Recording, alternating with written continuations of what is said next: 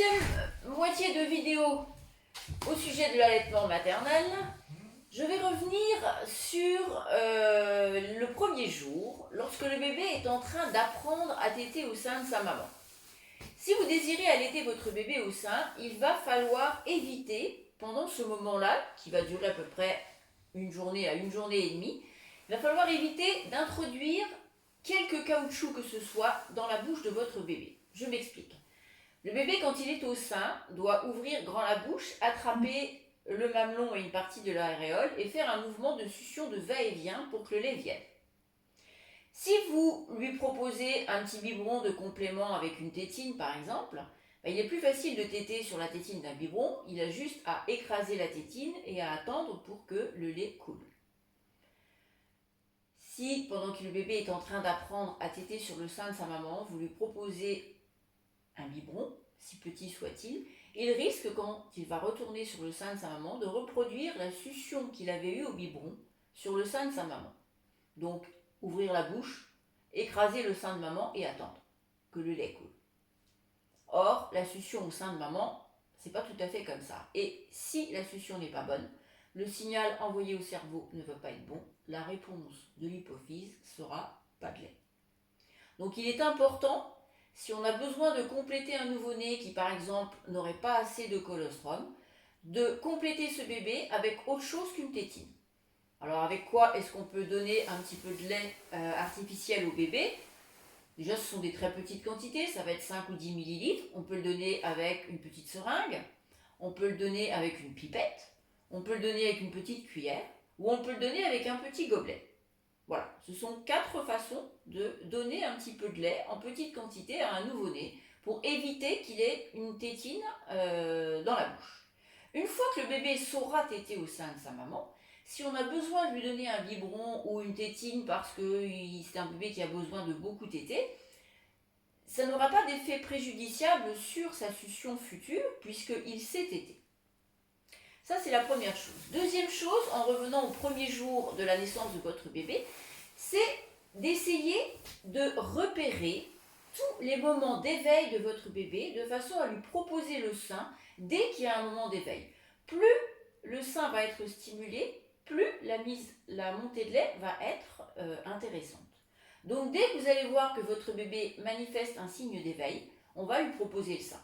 Alors le signe d'éveil le plus intéressant, bien évidemment, c'est les bébés qui commencent à pleurer, là on sait qu'il est réveillé, mais ça peut être aussi un bébé qui dormait et qui commence à ouvrir les yeux, ou un bébé qui s'agite un petit peu, ou un bébé, même s'il a les yeux fermés, qui met sa main à la bouche, ou un bébé qui tète sa langue. Parfois vous voyez des bébés faire ça, ou téter la langue. Ça, ce sont des signes d'éveil. Essayez de proposer le sein à votre bébé dès que vous remarquez un signe d'éveil comme ceci.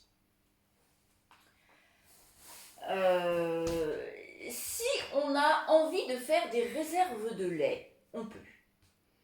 Je ne sais pas, vous êtes décidé à, une fois ce que vous allez retravailler, poursuivre une partie de votre allaitement en continuant à donner du lait maternel à votre bébé, mais par l'intermédiaire de la personne qui va le garder.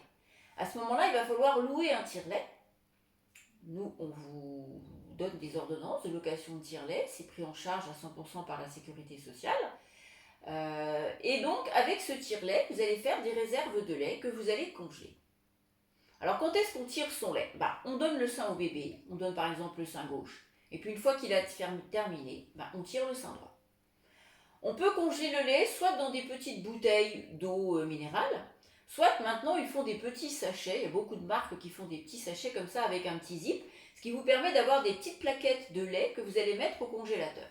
Il est important de noter la date à laquelle vous tirez votre lait et la date à laquelle il va être congelé, de façon à ne pas le laisser trop longtemps au congélateur. Du lait maternel, ça peut se conserver au congélateur 4 mois. Voilà. Après, il faut le consommer. Le lait qui est tiré va pouvoir rester dans votre frigo 48 heures. Ensuite, il faudra le congeler. Ce qu'il est important de savoir aussi, c'est que quand vous allez décongeler votre lait maternel, il ne faut absolument pas le décongeler au micro-ondes parce que les ondes du micro-ondes perturbent les qualités du lait maternel. Donc soit il faut le dégeler à température ambiante, soit il faut le dégeler sous l'eau chaude du robinet, soit mettre au bain-marie. Voilà. Donc les réserves de lait faites, une fois que vous aurez repris votre travail et que vous allez confier votre bébé à une nourrice, à la crèche, à votre maman, à la personne qui le garde, vous allez dégeler du lait pour poursuivre votre allaitement. Vous pouvez aussi complètement continuer un allaitement mixte, c'est-à-dire mettre le bébé au sein quand vous êtes disponible, le matin et le soir quand vous revenez du travail, et la journée, confiez votre bébé, il boira votre lait maternel que vous aurez décongelé au biberon. Voilà. Si vous arrivez à vous ménager des phases de repos quand vous aurez repris le travail, cet allaitement mixte peut être poursuivi quelques semaines. Maintenant, si vous repartez sur les chapeaux de roue, que vous ne vous ménagez pas, que vous travaillez et que vous courez sans arrêt, vous allez voir que la production de lait va vite chuter et que l'allaitement mixte comme ça ne va pas pouvoir durer très longtemps. Mais c'est possible. Lorsqu'on reprend le travail et qu'on veut sevrer son bébé, il faut s'y prendre 15 jours à 3 semaines avant la reprise du travail. Parce que vos seins ne vont pas être contents si vous arrêtez l'allaitement du jour au lendemain, hein, vous risquez de faire un engorgement, et le bébé ne va pas être content lui non plus.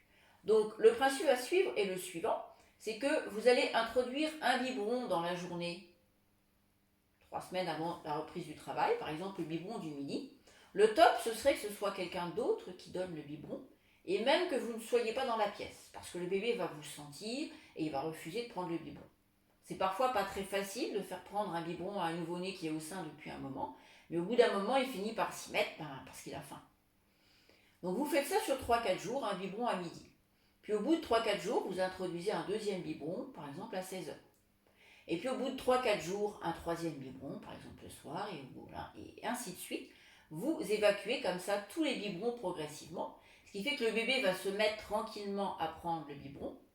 Et puis vos seins vont être de moins en moins stimulés, ce qui fait que la production de lait va progressivement s'arrêter.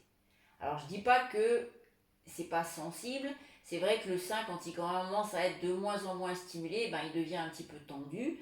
Ce qu'il faut, c'est évacuer le surplus de lait au niveau de vos seins sous la douche ou au-dessus d'un lavabo en faisant un massage du sein.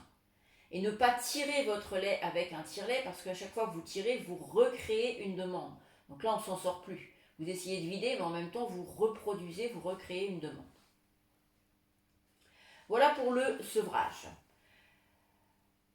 Au niveau des crevasses, je vous avais parlé dans la vidéo précédente qu'il était possible en début d'allaitement d'avoir des crevasses. Une crevasse, c'est une coupure du mamelon qui est sensible bien évidemment puisque le bébé va retéter dessus. Alors, en prévention des crevasses, ce qu'on peut faire, c'est d'abord faire attention à la position que votre bébé prend au sein. Ensuite, une fois la tétée finie, vous appuyez sur le bout de sein, vous faites sortir une goutte de lait ou de colostrum et vous l'étalez sur le mamelon et vous laissez sécher. Le colostrum, le lait, a un pouvoir cicatrisant et de prévention très important. Donc en prévention, déjà, on peut faire ça. Ensuite, ce qu'on peut faire, c'est mettre des coupelles d'allaitement. Une coupelle d'allaitement, c'est une petite coupelle en plastique, ronde, comme ça. C'est dommage, je n'en ai pas chez moi à vous montrer. Avec un trou à l'intérieur qu'on va glisser à l'intérieur du soutien-gorge. Le mamelon va passer dans le trou et va être en fait dans le vide. Et puis vous avez 3 petits trous au-dessus de la coupelle qui vont assurer une circulation d'air et qui vont assécher le mamelon. Donc ces coupelles, elles ont pour but de récupérer le lait qui peut couler de temps en temps hors tétée. Elles vont maintenir également le bout de sein au sec, ce qui va éviter l'apparition de crevasses. Donc ça, on trouve ça en pharmacie, on trouve ça dans les magasins spécialisés, on trouve ça en supermarché. Donc en prévention, la position du bébé, faire sortir une goutte de lait à chaque fois que vous avez fini la tétée, l'étaler sur le sein et laisser sécher, et mettre une coupelle. Si malgré tout cela, la crevasse est présente, on fait la même chose. Une fois que le bébé a fini de téter, on fait sortir une goutte de lait, on étale et on laisse sécher parce que le lait a un pouvoir cicatrisant important. On remet les coupelles. Et on peut éventuellement aussi acheter une petite crème qui est très riche en... Comment on appelle ça? Tiens, le nom m'échappe. C'est une petite crème qui est à base de lanoline, voilà, je vais y arriver, à base de lanoline, qui peut se manger. C'est-à-dire qu'une fois que vous avez mis la crème, vous massez un petit peu le bout de sein, Et lorsque vous remettez le bébé au sein, la tétée d'après, c'est pas la peine d'enlever la crème, c'est comestible. Et cette crème a un pouvoir cicatrisant très important. Alors on en trouve facilement en pharmacie, il y a plusieurs marques qui en font aussi. Voilà pour le phénomène des crevasses. Mettre un soutien-gorge d'allaitement correct, prévenir les crevasses, les guérir lorsqu'elles sont présentes. La crevasse, c'est normalement un phénomène de début d'allaitement. Ça ne devrait pas risquer de se reprogrammer à la maison. On va parler aussi un petit peu de je ne sais plus quoi. On va voir par la suite aussi.